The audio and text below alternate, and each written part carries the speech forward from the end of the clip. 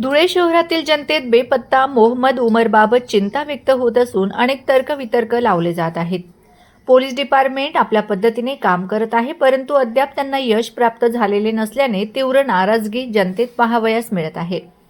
या घटनेपाठोपाठ एका मुलाला पळवून नेण्याचा प्रकार घडला, परंतु मुलाच्या जागरूकतेने व लोकांच्या सतर्कतेने मुलाला पळवून नेण्याची घटना अपयशी ठरल्याच्या घटनेचा व्हिडिओ व्हॉट्सअॅपवर व्हायरल झाल्याचं दिसून येत आहे. आता तर एक अमेना नावाची मुलगी ही बेपत्ता झाल्याची घटना घडली असून शहरात अशा घटनांमुळे दहशत निर्माण होऊन जनतेत भीतीचं वातावरण पसरलं आहे. दिनांक 24 तारखेपासून बेपत्ता उमरचा शोध न लागल्याने जनतेत संभ्रम निर्माण झाला असून पोलीस डिपार्टमेंट व प्रशासन यात पूर्णपणे विफल ठरत तर नाही ना? उमरचा शोध कधी लागेल की नाही अशा शंका कुशंका जनतेच्या मनात जोर धरत असून तशी चर्चा शहरात होताना दिसून येत आहे. वेळी संबंधित घटनांचा शोध लागणे अत्यंत गरजेचे झालेले आहे.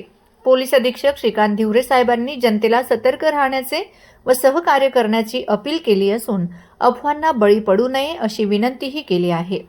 पोलीस डिपार्टमेंटच्या कामावर सर्वांना विश्वास असला तरी अद्याप उमरचा शोध न लागणे सर्वांना चिंतेत टाकणारे आहे, एवढे मात्र खरे. क्या कर रहे थे उदय को?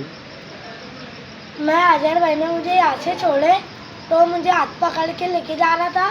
मैं आ रहा था घर से तो आ रहा था तो मुझे हाथ पकड़ के लेके जा रहा था. कौन था वो? वो दो जन थे और मैं वहाँ से लकड़ी की बक्कर दो भैया ने छुड़ाया मुझे. ऐसा? वो लोग भाग गए? हाँ, वो लोग भाग गए सीधा साइड के होटल तरफ. चल ठीक है, जा तू अंदर.